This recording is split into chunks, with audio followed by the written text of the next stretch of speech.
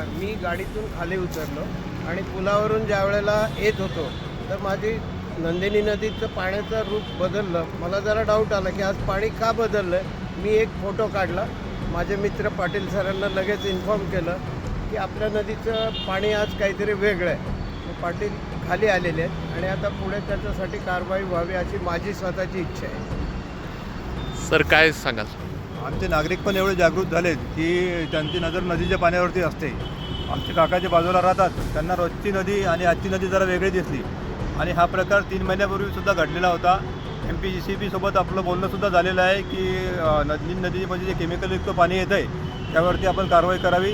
आणि जे सोडलं जातं हे शनिवारच्याच दिवशी सोडलं जातं, ज्या दिवशी MIDCला सुट्टी असते त्या दिवशी हे पाणी नदीमध्ये सोडलं जातं आणि दुपारच्या वेळेस सोडलं जातं. त्याच्यामुळं आम्हाला हे शोधायलासुद्धा खूप त्रास होतो संध्याकाळच्या वेळेस.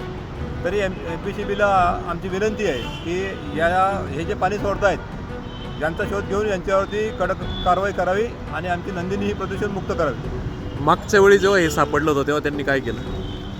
त्यांनी काहीच नाही केलं. तेव्हापासून आपण त्यांचा फॉलोसुद्धा घेतला आहे, त्याची अजून आपल्याला काही उत्तर मिळाले नाही. सर काय आहे, आता तुम्ही हायकोर्टात आहे नद्या वाचवण्यासाठी, कसं बघायचं याच्याकडे कंटेम्प्ट ऑफ हायकोर्टचं केस आपली चालूच आहे आणि याच्यात दोघांचाही दोष आहे. MIDCचाही दोष आहे आणि MPCBचा कारवाई नाही करत आहे म्हणून पण दोष आहे. आणि तीच तर मागणी आहे बेसिकली की हे बेसिकली हे सिवेज नाही आहे, हे केमिकलयुक्त डायरेक्टली डिस्चार्ज आहे आणि त्याच्यामुळे म्हणजे किलिंग ऑफ द रिव्हर आहे. तर आता हे कोर्टात आम्ही मेन्शन करू आता 18 तारखेला.